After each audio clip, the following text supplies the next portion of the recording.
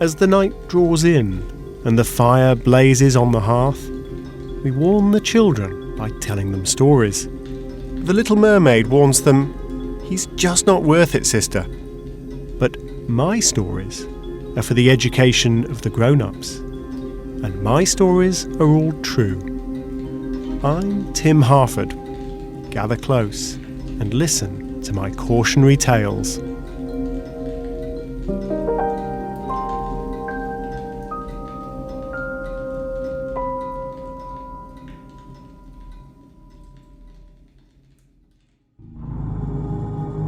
Two 2,500 years ago, King Croesus of Lydia ruled a mighty empire. Lydia had endured for more than 6 centuries in the lands we now call Turkey. Croesus was legendarily wealthy, yet he felt threatened by the growing strength of the first Persian Empire on his borders. What should Croesus do? Should he strike against the Persians in an attempt to seize their lands and destroy their power? Or should he aim for a peaceful trading relationship? King Croesus yearned for something we've all wanted from time to time, to see into the future. And this being the ancient world, that desire could be satisfied. Croesus could consult an oracle. That meant travelling to a temple, making an offering, and asking the advice of a god. The most famous oracle was at Delphi, in the heart of ancient Greece, where the god Apollo would possess the temple's appointed priestess and give divine answers to the questions asked of her. Croesus had tested many oracles. As the Greek historian Herodotus tells it, Croesus sent messengers to far-flung temples, asking each oracle what the king was doing on a particular date. What he was actually doing was, frankly, unguessable, boiling a stew of lamb and tortoise in a bronze cauldron. The messengers returned from each oracle, and when Croesus heard the pronouncement from Delphi, which was correct in every detail, he bowed his head in respect. Truly, the priestess at Delphi spoke with the voice of Apollo.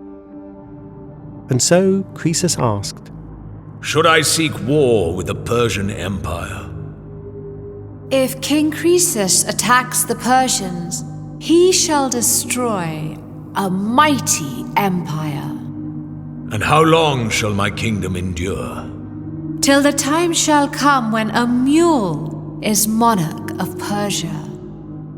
The kingdom of Lydia, then, would last forever, since the Persian Empire would never be ruled by a half-breed animal. The Persian Empire, in any case, was destined to be destroyed by King Croesus himself. So the oracle foretold.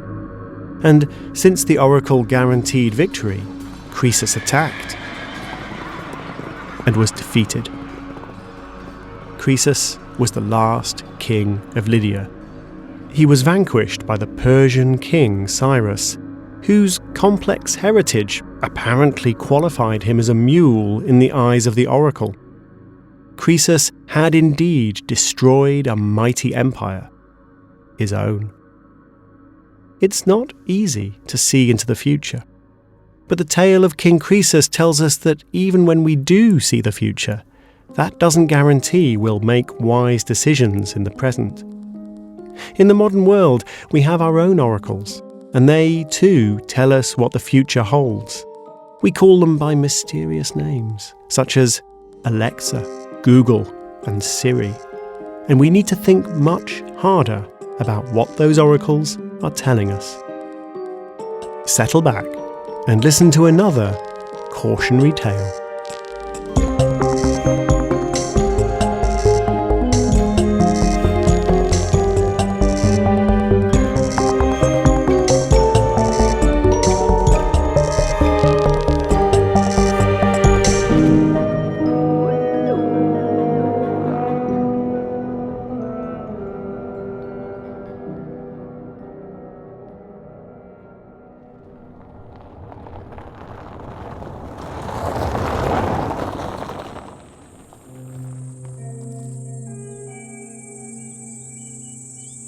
August 2009.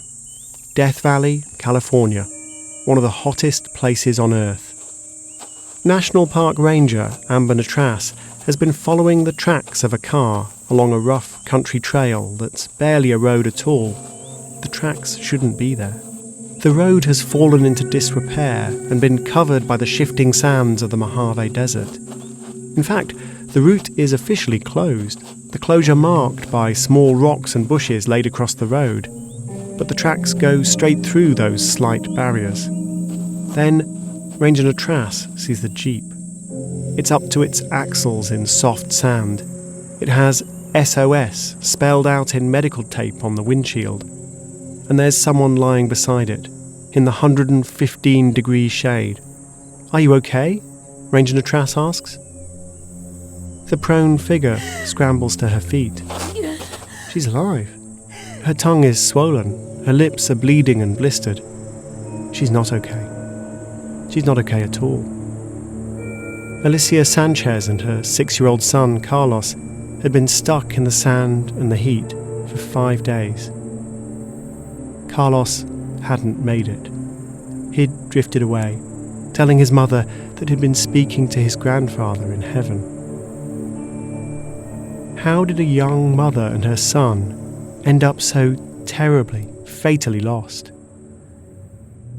They'd been relying on the directions of a dashboard computer. Rangers in Death Valley National Park have a phrase for it: death by GPS. There was probably a point where she said, "Oh my God, I don't know where I am. I'm going to keep going because I think I'm going in the right direction." People are so reliant on their GPS that they fail to look out the windshield and make wise decisions based on what they're seeing. Many of us have done the same thing that got Alicia Sanchez stranded in Death Valley. We've relied on GPS, only to find ourselves lost in one way or another. I know I have. Once I typed in the wrong address. Another time the route was blocked. More than once I've just lost the signal. And because I've relied on the computer's guidance, I've been helpless. I've just never been so cruelly punished for my mistake. North, turn left, right, turn left, turn right at the next street. The story of Croesus and the Oracle is the last and most ancient cautionary tale in our series, but it holds a very modern lesson for us. I think it teaches us what might go wrong when we ask computers to predict the future for us. Most of the economic forecasts we see are made by computers. So are the weather forecasts, and so are many computerized decisions that we don't even think of as forecasts, such as when an algorithm recommends who should get a mortgage approved and who shouldn't, or even which criminal suspects should get bail. When you ask a GPS system or your phone to plot you a route, that's a forecast too. The computer makes a prediction of which roads are open based on a map database that may or may not be accurate. It then unleashes an algorithm to forecast which route through that map will be the swiftest. If the map is wrong, the prediction will be wrong too. But even when the prediction is right, you may still end up far from where you wanted to be.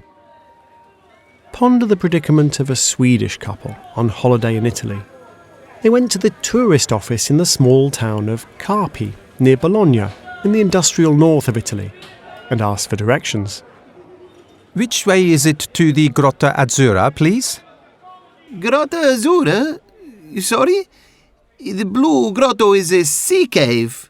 Yes, the Blue Grotto, exactly. But the Blue Grotto is in Capri. We are in Carpi.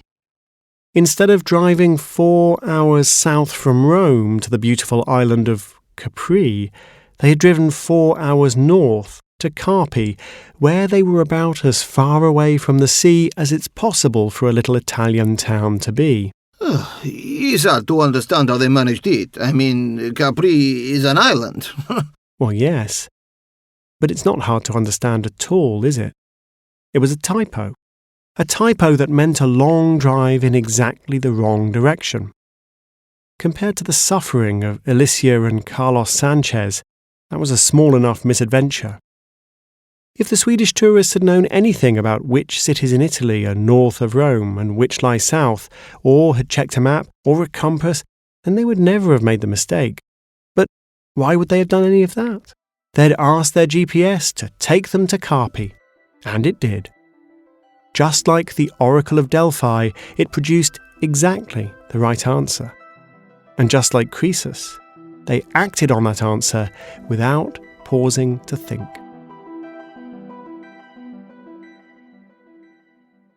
The concerns of King Croesus 2,500 years ago may seem very different from our problems today as we type an address into a GPS or check the weather forecast. But they really aren't. Oracles, like computer algorithms, are mysterious black boxes. We ask them questions about the future, we receive answers, and then we have to work out what those answers mean. There's a fierce debate raging about the use of algorithmic predictions. How can we trust a computer to decide whether a criminal is at high risk of reoffending or whether a teacher is promoted or fired? That debate tends to focus on whether the algorithms deliver predictions that are fair and accurate, which, of course, is an important question, but it leaves out a point that we tend to overlook, a point that is the lesson of our cautionary tale. Just because you get a good forecast doesn't mean you're guaranteed to make a good decision. After all, the oracle at Delphi told King Croesus the truth about the future. The truth didn't help him. And the GPS that delivered the Swedish tourists to Carpi also gave the correct answer to the question they'd asked. They'd still have been much better off if they'd used a road map. And as for Alicia Sanchez, we don't know whether her GPS had an outdated map or an intermittent signal, or maybe it worked fine, and she made some trivial mistake in the way she used it. What we do know is that she didn't have a map, and she didn't stop when she got to the barrier of stones that was supposed to show the road was closed. Trusting the GPS had truly awful consequences. A good forecaster can lull you into believing it's infallible, creating a crisis when it fails. Or it can give you an accurate answer that you misunderstand, perhaps because you don't know what you've really asked. One of the gurus of futurology was a French economist called Pierre Vac. He once wrote, "Forecasts are not always wrong. More often than not, they can be reasonably accurate. And that is what makes them so dangerous."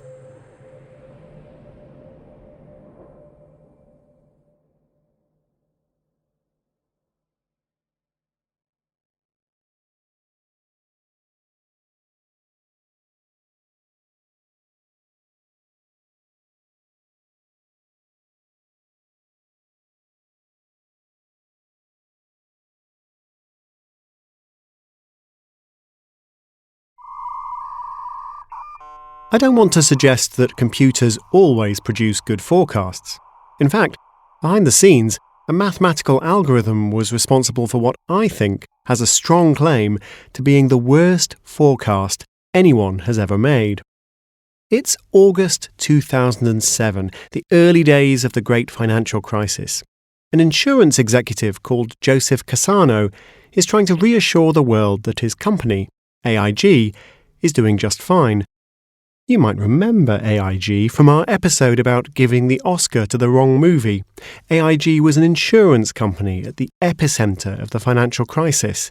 It had been writing contract after contract, insuring other companies against debts not being repaid. It's hard for us, without being flippant, to see a scenario within any kind of realm of reason that would see us losing $1 in any of those transactions. Not a single dollar. Not in any conceivable scenario. 18 months later, AIG announced that it had lost more than $60 billion in a single quarter. What on earth had happened? Simple. AIG had wagered billions, no, trillions, on the financial market's equivalent of a GPS. And the GPS had led it astray. The financial GPS was a mathematical formula that attempted to forecast the risk that two bad things happen together. Let me take a moment to explain. Let's say I lend money to two businesses. I hope that they're both going to pay me back, but they might not. One of them might default and not repay the loan. Both of them might default. So here's a question. What's the chance that the second one defaults, given that the first one does? It's a subtle question. If one business is a food truck in Cancun and the other is a food truck in Amsterdam, their fates are presumably totally unrelated. If you're trying to figure out whether the food truck in Amsterdam will fail to pay back the loan, the fate of the truck in Cancun is irrelevant. The technical term for this is that they're uncorrelated. But if the food trucks are in the same city, their fates might be linked. They both have to deal with the same local economy, the same licenses, and the same weather. If a big local business closes, that's bad for both of them. If so, their fates are correlated. What happens to one is likely to happen to the other. But even then, the link between the two isn't obvious. If one truck gets bad reviews or is shut down for hygiene violations, maybe that's good news for the other truck. One truck going bankrupt might make the other truck less likely to go bankrupt. If so, their fates are negatively correlated. What happens to one is less likely to happen to the other. If you're on Wall Street, it's important to figure out whether loans are positively correlated, negatively correlated, or uncorrelated. One of the things that Wall Street likes to do is build big financial structures out of these individual loans. How safe the financial structure is depends a lot on these correlations.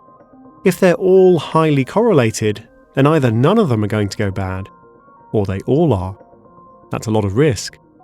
But if they're uncorrelated or even negatively correlated, then I can pretty much guarantee that when some go bad, the others will be fine. Predicting the correlation tells you all you need to know about predicting the risk. Given how useful it is to predict the correlation between loans, Wall Street's finest mathematicians, often dubbed the quants, turned to the challenge about 2 decades ago. They deployed a formula known as the Gaussian copula function.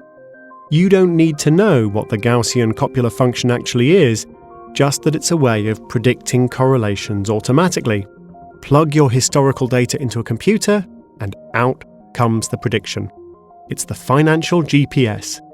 And that financial GPS, the Gaussian copula function, is now commonly described in the business press as the formula that destroyed Wall Street in the great financial crisis of 2008.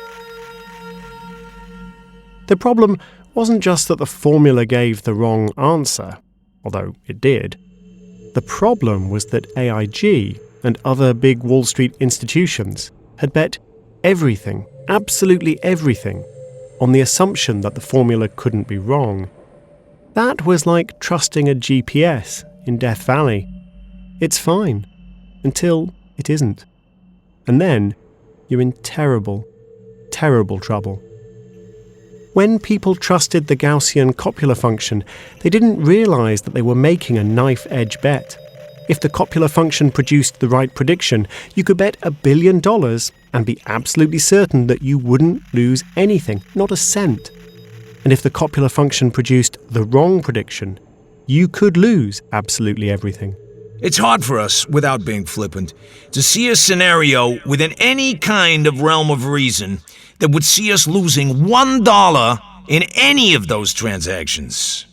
$60 billion, Joe Cassano. $60 billion. And if you're confident that this sort of thing isn't still happening in the financial system, you're more confident than I am. Before you declare war on the Persian Empire, or drive into Death Valley, or bet trillions on a mathematical function you don't really understand, how about this?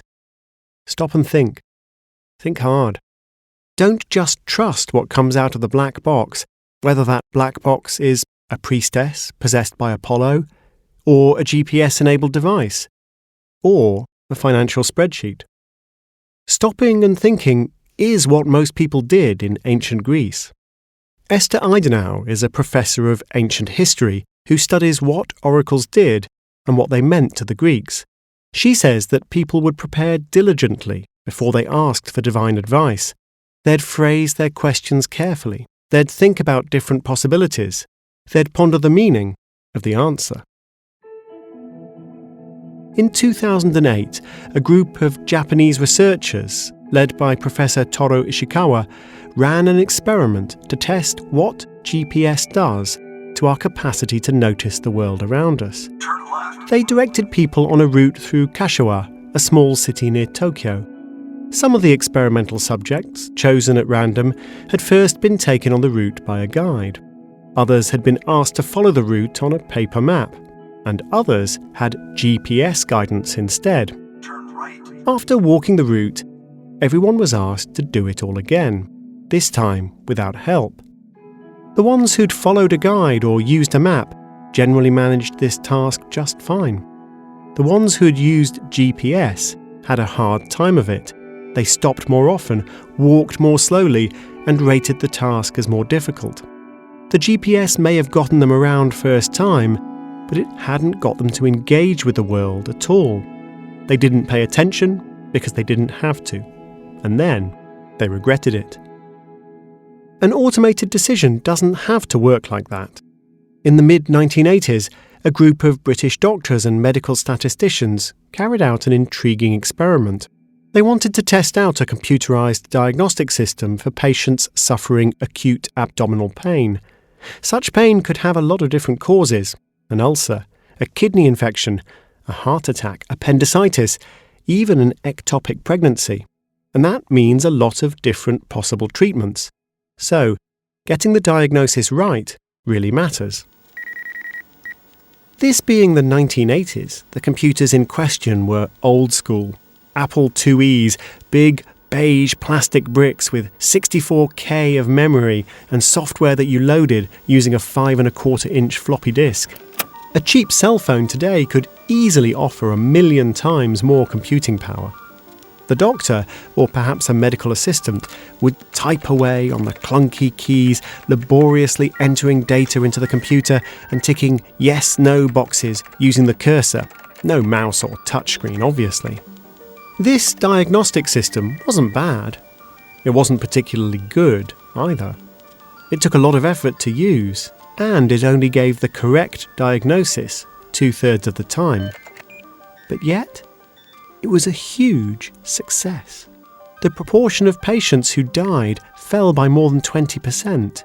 The number of cases in which a serious medical error was made from about 9 in 1,000 to just 2 in 1,000. There was a huge drop in unnecessary surgeries. Why, given that the computer diagnosis wasn't all that good? Simple.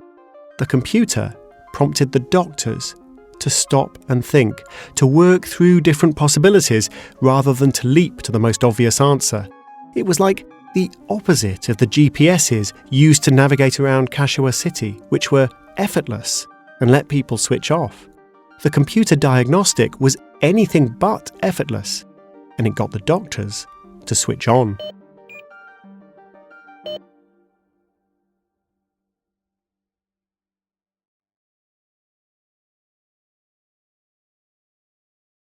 It's easy to move through the world without really thinking, and usually that's fine. It would be exhausting to have to think about everything we do every time we do it, but sometimes being prodded to stop and think can make you realise something important. I don't want to get too meta here, but let's stop and think for a moment about stopping and thinking. There's a beautiful little experiment about what we do and don't notice. It was conducted by 2 psychologists, Leonard Rosenblit and Frank Kyle, who gave their experimental subjects a simple task. Here's a list of everyday objects.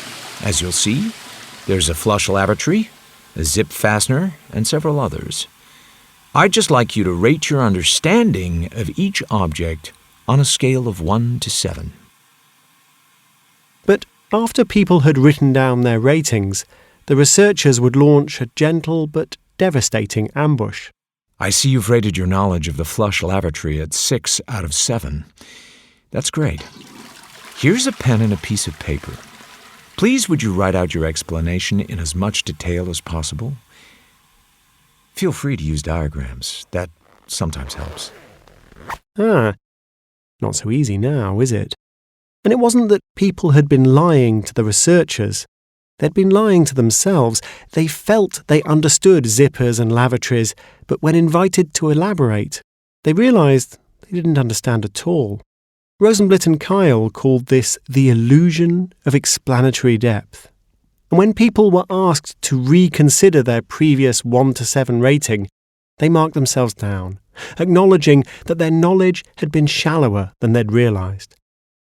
What King Croesus really needed was someone to gently ask him, what exactly did he think the oracle might have meant? This research is about more than zippers.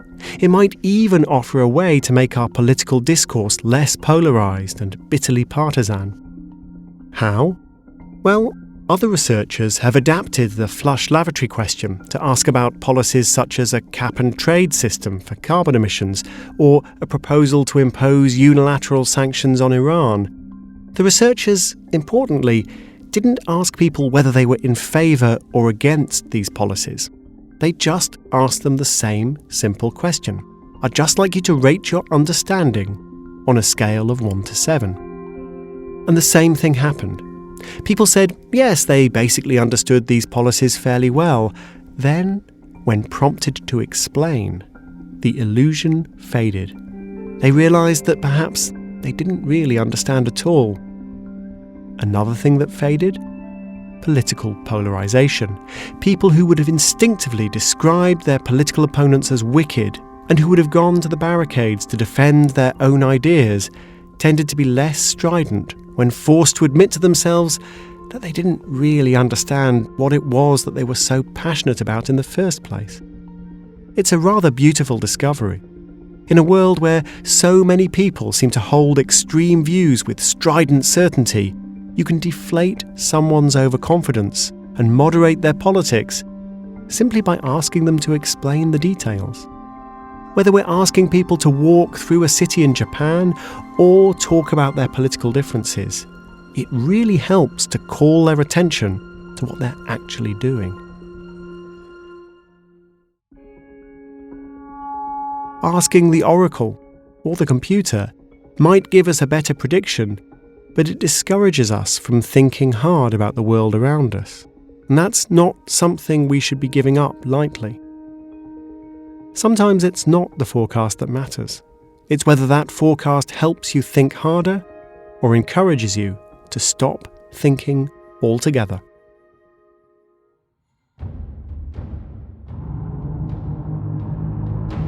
Nearly 70 years after the fall of King Croesus, another great civilization was at war with the Persians. An alliance of Greek city-states faced an invasion by a vast Persian army and turned once again to the Delphic oracle for advice.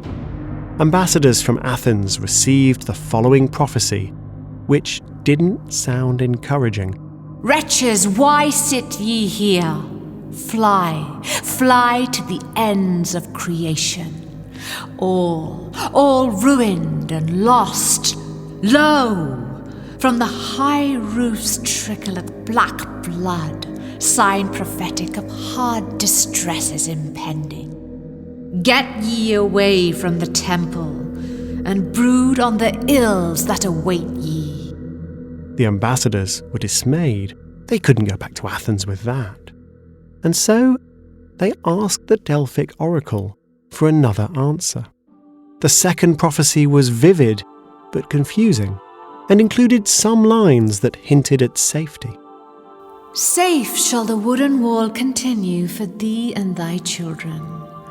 Wait not the tramp of the horse, nor the footman mightily moving over the land. But turn your back to the foe, and retire ye. Yet shall a day arrive when ye shall meet him in battle. When this message was brought back to Athens, it was the subject of heated debate. What did the oracle mean? Different factions saw different meanings and made different arguments. The oracle mentioned a battle at Holy Salamis, an island near the coast of Athens, where many men would perish. That didn't sound good. But maybe that was King Croesus' error in reverse. Maybe the men who would die would be the Persian invaders. I realise this all sounds absurd to modern ears. Poetic and completely ambiguous predictions from a Greek god possessing a young priestess. But the Athenians did what we should still be doing when faced with any forecast. They discussed and debated. They asked, what does this really mean? Are we sure? How seriously should we take it? And what are we going to do about it? The Athenian general, Themistocles, successfully argued that the wooden wall referred to the Greek navy, and the Greeks should seek a sea battle. They did, and destroyed the large Persian fleet at Salamis. It's a strange old story about a very different culture, but we could learn from it. While we humans might not be very good at seeing into the future, thinking seriously about what the future holds might just make us slightly better humans.